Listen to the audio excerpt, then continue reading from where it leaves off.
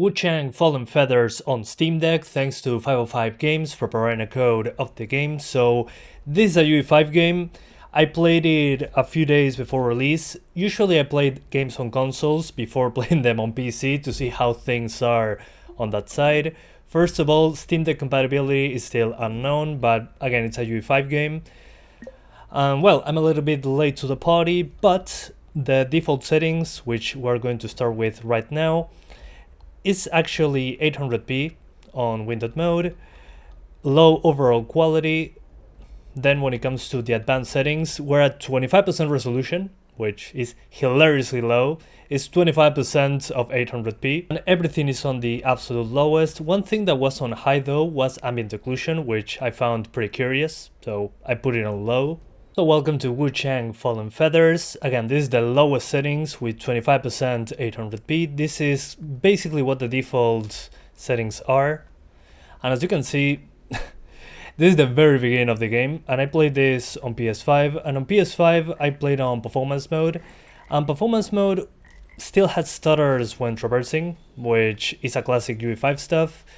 And in a boss fight that I had at the beginning that had a good amount of particles in some parts, was still dropping frames. So in my brain it's like, okay, this is going to be horrible on Steam Deck if it drops like this on PS5. And unfortunately that's the case. We're at basically the low 20s when anything interesting happens on screen. And this is no surprise. So my first thought is to actually pause the game and lower the resolution. Instead of 800p, we put 1152 by 720 to lower it a little bit further and have control over the sharpness using the Steam Deck controls right here. So now you can control the sharpness pretty well. So we're basically playing at 180p. I'm not kidding. This is 180p. We also have FSR, which you can swap around. And with FSR, you can actually enable FrameGen, which we're going to try in a moment. But let's keep it with TSR, that is the default. Alright, so once you're here, again, this is kind of the first boss fight that you're probably going to lose. This void environment is not demanding at all. There's nothing happening. Two enemies in a void with basically, this is the tutorial section.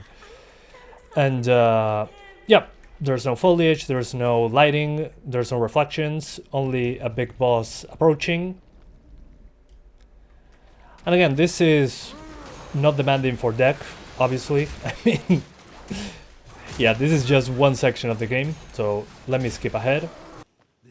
And now we're back into the game, but there's more enemies, at least over there. Pull the resolution back to 25% with FrameGen. So we were in the mid-teens, upper 20s sometimes.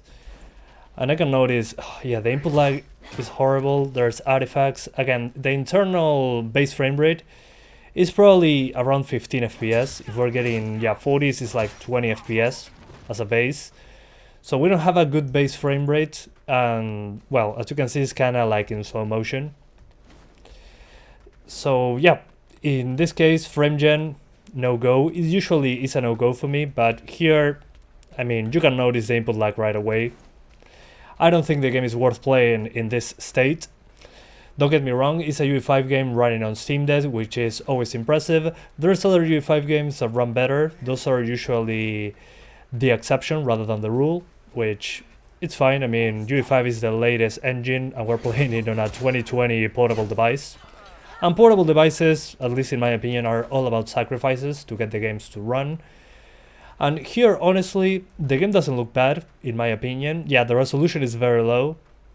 But considering it's UE5, I'm surprised that at the lowest setting, the game still has pretty good visuals. And by pretty good visuals, I mean there's a very good amount of foliage. The lighting looks pretty good. The shadow quality is still pretty decent. And you can see still a lot of stuff into the distance.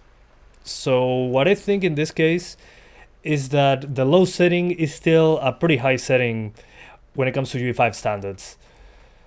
So probably editing config files and all that stuff is probably going to make it run better, but honestly, being a new game, and again, this is not a free game, this is a paid experience, I don't think you should be tweaking things around for the game to actually work properly.